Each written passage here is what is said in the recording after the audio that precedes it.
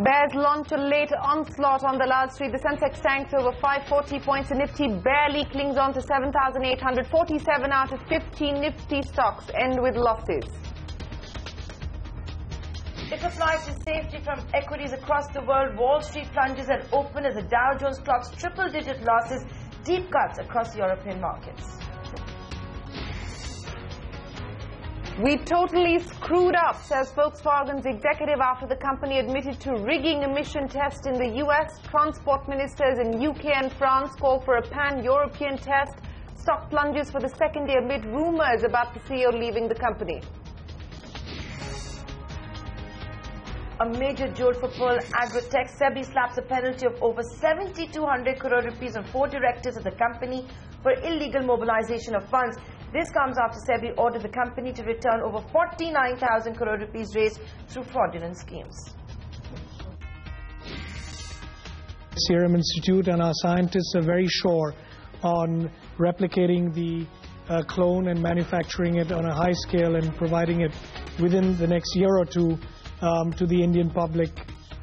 Serum Institute ties up with US-based Vistera to develop a drug to cure dengue. Adar Poonawala tells CNBC TV 18 human trials by Vistera begin in Singapore soon, and the drug in India could cost between 5,000 to 10,000 rupees. After resolving the MAT controversy, the government plans to set up a high-level committee to resolve indirect tax cases that sprang up after the retrospective amendment. Even as the government seeks truce, Supreme Court admits tax department's 900 crore rupee demand from French drug maker Sanofi.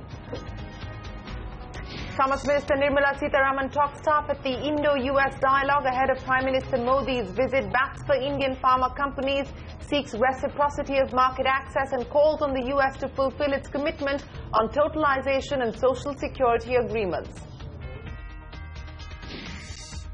I have noted that some of the expressions used are giving rise to uncalled for misgivings. I have also noted the public concern. Therefore, I have directed that this be withdrawn.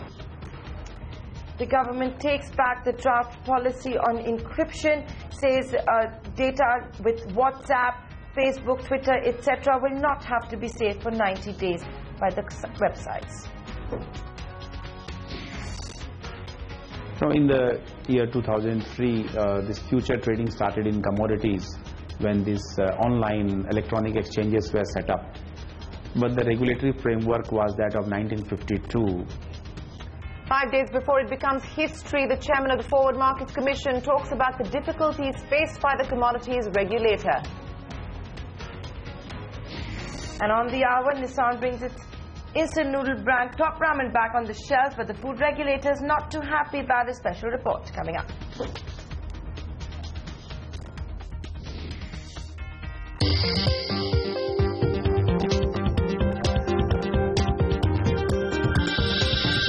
It's a completely voluntary effort, right? Citizens have to feel involved, and we are making it, we are motivating them not to use cars. There is no ban.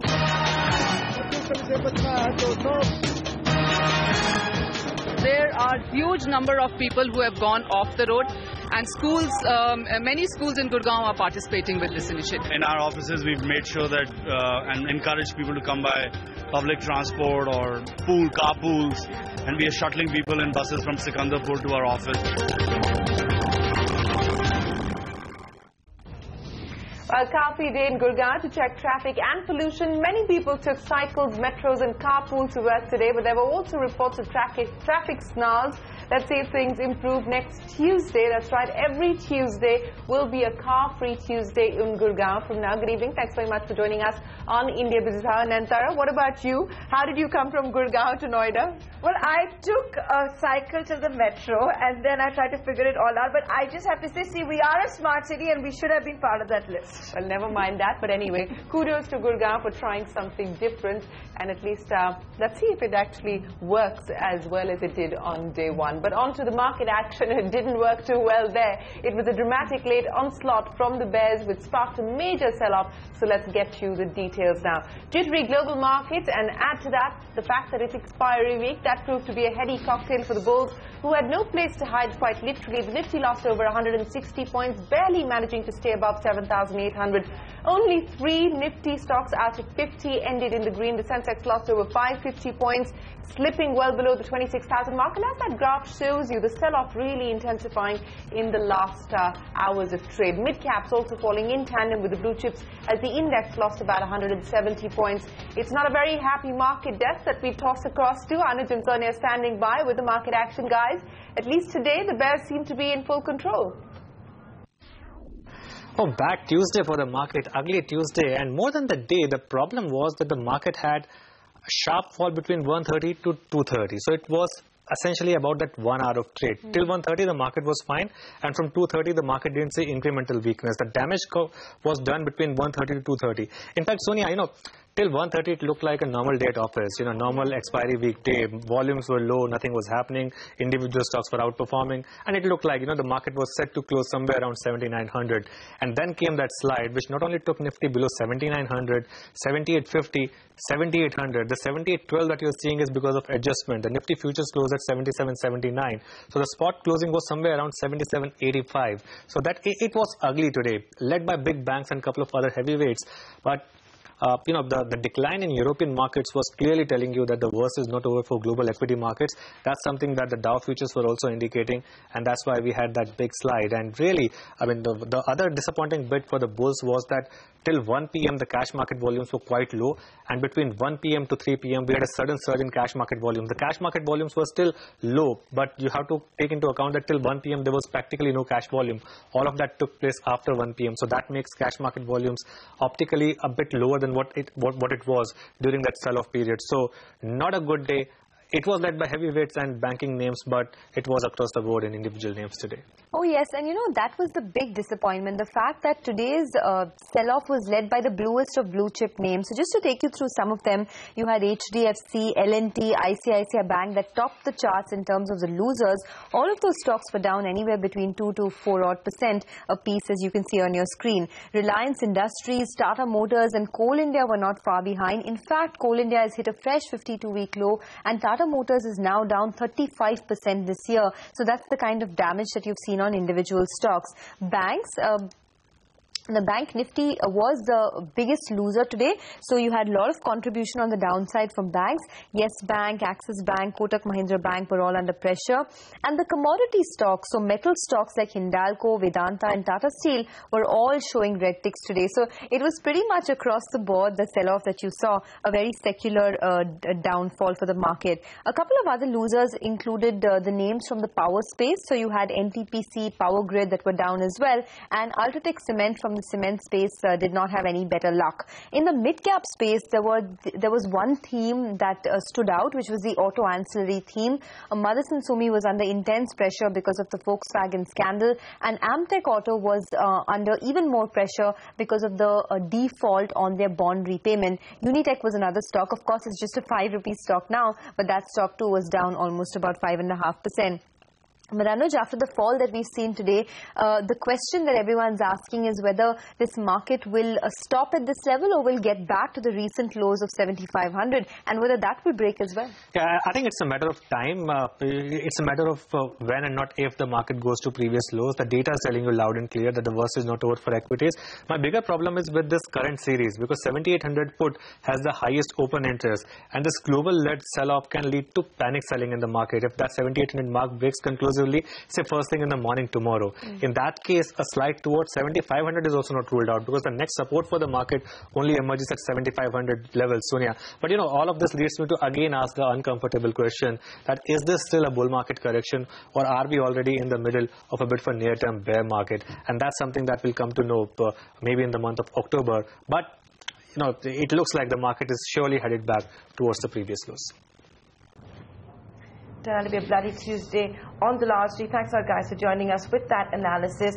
On to macros now. The Asian Development Bank has cut its growth estimate for both India, China as well as the entire Asia. The bank now expects the region to grow at 5.8%, and that's a sharp cut from the earlier projection of 6.3%.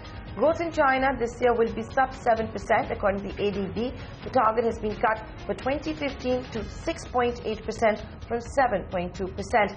ADB also fears that the slackening demand as well as the weak monsoon could hurt India's prospects. Growth estimate has been slashed from 7.8% to 7.4%. On to global equity markets, Shireen. Well, that's right. It's a flight to safety from equities across the world. Shares on Wall Street trading sharply. Nantara, as we speak, there is more anxiousness among investors about global growth and the Fed's decision not to move on rates, and of course now the possibility of whether it's going to be October or December. Some commentary seems to suggest from Fed members today that it could perhaps be October. Goldman Sachs, that stock is under pressure today, and that's because CEO Lloyd Blankfein disclosed that he has been diagnosed with a highly curable form of lymphoma.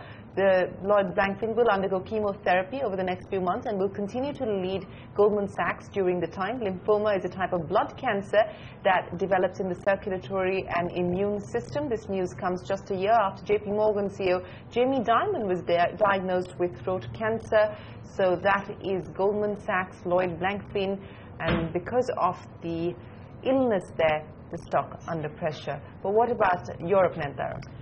Far from a pretty picture, Shireen. You know, European equity markets have ended with sharp losses, with all major indices losing about 3%, if not more than that. The emission scandal at Volkswagen has led to the stock plummeting in intratrade once again at a 3-year low. We'll get to that story in just a bit. In fact, we're seeing other auto company stocks also being under pressure.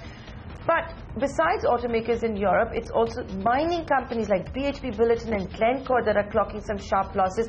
Glencore, we should point out, has been down over 10% in trade. So all of that having a rippling effect across Europe. But let's talk about the Volkswagen scandal, because that clearly is the big story. A German newspaper earlier reported that Volkswagen boss Martin Winterkorn would be replaced by Porsche CEO Matthias Müller. However, a Volkswagen spokesperson has denied that story, calling it, and I quote, nonsense. Volkswagen has announced that it will set aside 6.5 billion euros to cover the costs of investigation. Transport ministers of UK and France have called for a pan-European probe on Volkswagen. CNBC's Wilfried Frost and Caroline Roth join us with the implications of this scandal on the German giant. Guys.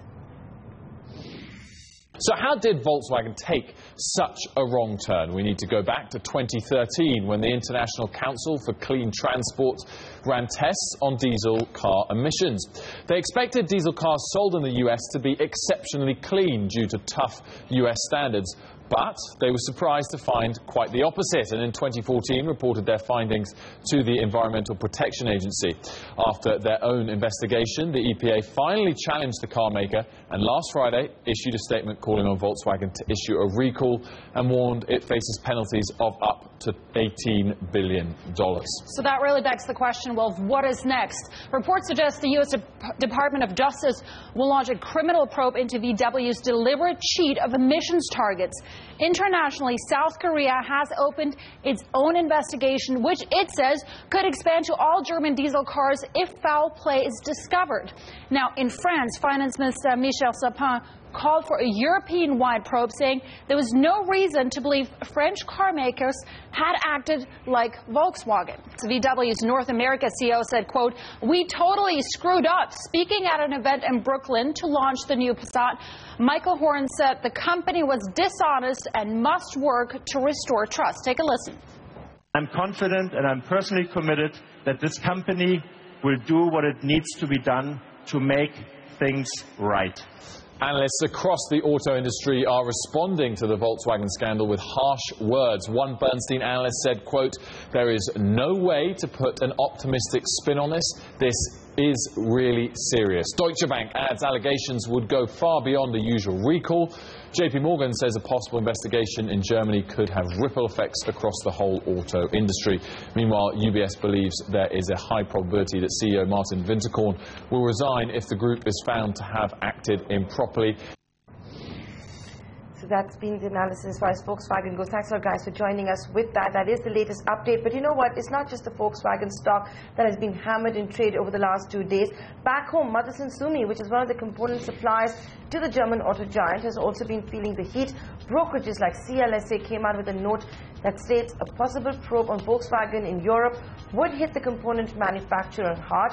The German auto giant had contributed over 40% to Motherson's total revenue in the last financial year. The management insisted that VW's decision to discontinue the sale of all diesel vehicles in the US will have very little impact on the company. People don't understand the implication of the whole thing. They've stopped selling, or Mr. Wittekon has said that they will stop selling, I think, the diesel version. But they will also sell the petrol version. They will sell all the other things. There is no impact as such. We are not supplying in the US. We are supplying in Europe. Now, what is going from Europe to America, we don't know. And basically, I don't think much is going anywhere. So this is the thing about public knowledge. I think, probably the best way to explain this is that people are just overreacting. Well, despite the assurances from Motherson Sumi, the stock finally closing about 8% lower, so the Volkswagen impact weighing on the stock back home. Now, Prime Minister Modi is all set for his 5-day visit to the United States, and top government ministers and corporate executives have already reached Washington today. They were in a huddle with their U.S. counterparts to discuss ways to strengthen the trade relationship between both nations. Both sides have pledged to achieve the target of $500 billion in trade between India and the US. The two sides have now decided to work on some of the existing hurdles, like dealing with the bureaucratic process in India and the visa issue in the US. Today's era, foreign policy is economic policy, and economic policy is foreign policy. They are two sides of the same coin. And so I hope that we're going to take full advantage of the chance that this dialogue affords us to expand our bilateral cooperation. The emerging context of India-US political, strategic, security and economic ties continues to be constantly shaped by international geopolitics, the strength of the Indian economy amidst global economic uncertainties, and the need for partnership among democracies to respond to some of the global challenges like terrorism. We can make recommendations and help to define policy. But at the end of the day, it is government that has to own it and make it happen. When the energy is there from both governments, that energy is transferred to and compounded by the CEOs. We strongly recommend that the two governments work together to develop a joint management operating system. Food and safety regulatory regime in India is predictable and based on food science and health risk assessments. In defense, to broaden the definition of offsets, as there is an opportunity for service companies to include design, engineering and software in context of the potential for bilateral trade and investment. It is important to create an appropriate environment for the mobility of skilled resources and hence frame an appropriate and predictable visa regime.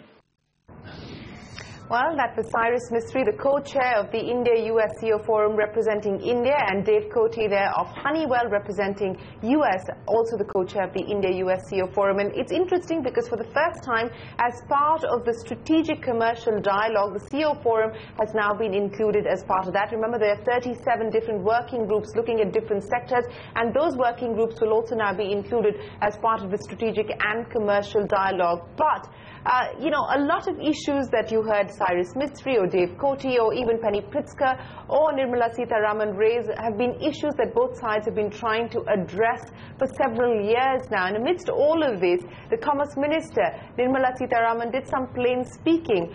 She basically articulated very clearly that Indian companies need to get more access to US markets, so there needs to be reciprocity. Remember, the US continues to maintain that India has trade barriers, India does not have open markets, and Nirmala Sitharaman saying that market access needs to be reciprocal for Indian food processing, for labor-intensive manufacturing, and of course for Indian agriculture. She also said that the US must expedite the promises made on the totalization and social security agreements, because this really impacts the technology sector. The Indian IT sector has been demanding this, and this was the hope that when Prime Minister Modi had visited the US last time around, that he would extract a more definitive agreement as far as a timeline for the totalization pact is concerned. Here's the Commerce Minister. We understand and appreciate US concerns on market access, but a similar acknowledgement and appreciation for India's market access concerns on agricultural, processed food, pharmaceuticals and more labor-intensive products, including textiles, must also garner similar attention and response from your side to enable us to better appreciate reciprocal dialogues and fair and balanced outcomes for both countries. On totalization, we expect to see a much better response on our long-standing demand for an expeditious conclusion of the totalization and social security agreement with the USA, which we are unable to conclude simply because of an incongruency in the visa and social security regimes in the USA, which surely calls for a reconsideration. Nirmala Sitharaman, they're making it very clear that US also must reciprocate. The perception of the two countries must change. It's not what US can do for India, but what India and US can do together. So let's see what happens after this visit. Prime Minister Narendra Modi will become the first Indian Prime Minister to visit Ireland. He's of course leaving India tomorrow for the US via Dublin, where he's going to hold talks with the Irish Prime Minister. Later, Modi shall also address the Indian diaspora before leaving for the US. CNBC TV 18 Sanjay Suri caught up with some Irish members of Parliament to find out what's on the agenda. No senior politicians in the world meeting for the first time with the backdrop of the Middle East could but avoid talking about the crisis that exists in Europe with refugees and asylum seekers and immigrants and migrants. I would suspect is very high on the agenda. At this particular time, there are many trouble spots all over the globe, many hot spots, for want of a better description, whereby there's serious issues with asylum seekers, with violation of human rights and humanitarian issues on an ongoing basis. And there has been some suggestion that the United Nations and the global community haven't been as well focused on the issue as they could or should be. And I think it was entirely appropriate for the Indian Prime Minister to raise that matter at this meeting, and for the Taoiseach to do likewise. So preparations are underway for the Indian Prime Minister's visit. As we can see, he will be meeting members of the Indian community here in this hall after meeting up with the Irish Prime Minister. We'll keep you posted on the meetings both there and here. And Sanjay Suri will be back tomorrow on India Business Hour with the updates on Modi's visit in Dublin. Well, moving on, it's a major setback for the directors of Pearl Agro. The market regulator has come down hard on the company and 4 of its directors slamming a penalty of more than 7,000 crore rupees. Sajid Mangat now joining us with the details. Sajid, you know, it's definitely one of the biggest penalties that's been levied by the market regulator so far. It had also asked the company to return about 49,000 crores to the shareholders. That's right. SEBI today imposed a penalty of 7,269 crores against PACL and its directors. The move follows the Securities Appellate Tribunal last month upholding SEBI's order of August 2014, asking PACL to refund the entire mobilized amount and also wind down its operation within 3 months. SEBI regulations allows the penalty of 25 crores or 3 times in the case of unfair gains under the Fraudulent and Unfair Trade Practices Regulation, and PACL and its directors mobilized nearly 2,423 crores between October 1st, 2013 and June 15, 2014, and that too without SEBI's nod. The penalty imposed by SEBI is based on the funds mobilized between this period, and PACL is supposed to pay the entire amount within 45 days. PACL submitted in SAT as part of its hearing that it had mobilized 49,000 crores in 15 years, and so while the entire amount is not catering to the 15 years period, but it's only catering to nearly only a year amount of 2,000 odd crores. They will have to pay 3 times the amount to pay as penalty to SEBI within the next 45 days. Naintara. All right, Sajid, appreciate you joining us. A 7,290 crore rupee penalty that's being levied by the market regulator on PACL and its 4 directors. Now, the dengue virus is spreading panic across the national capital. The total number of cases reported so far have crossed 3,700, and Pune-based Serum Institute is gearing up to develop a drug to treat the dengue virus, or an antibody to treat the dengue virus. In an exclusive conversation with me, I caught up with the CEO of Serum Institute, Adar Poonawalla, earlier today, and began by asking him if Serum Institute has tied up with US-based Vistera to find a cure for dengue and to take us through the contours of the current arrangement. We've entered into an exclusive agreement with Vistera, which, as you know, is a US R&D based company, to exclusively produce and sell in India and some neighboring countries a dengue monoclonal antibody, and we've paid them millions of dollars, and we still have to pay them over some milestones. And they've proven this to work and neutralize the virus and remove it from the bloodstream of animals in an animal model that has been tested in humans. And the first human trials will start in Singapore that Vistera is conducting on their own, so we should know in a month or two how well this is working. We're quite confident here at Serum Institute, and our scientists are very sure on replicating the clone and manufacturing it on a high scale and providing it within the next year or two to the Indian public, at a very cost-effective price, somewhere between 5,000 to 10,000 rupees, which is still much cheaper than being hospitalized and then having to treat yourself. So let me just take that point forward, Adar. Where do things currently stand in India? I understand that you have applied for approval to import the antibody.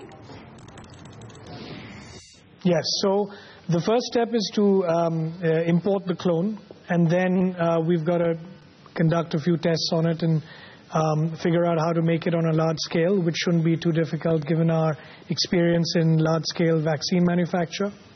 After that, we will apply for the clinical trial permissions. Now, this can typically take between 1 to 2 years. If the government were not to intervene or expedite the approval process, how much time would it take for the clearances to come in from start to end? Right, so if there's no intervention in fast tracking, this could take anywhere between 2 to 3 years, maybe even longer. You've paid Vistera $5 million already. Can you take us through the other milestone and royalty payments that you are expected to pay for this antibody? Sure. We've got various percentages of royalties that we'll pay depending on the region and territory that we take. That'll happen much later once we commercialize the product and it works well.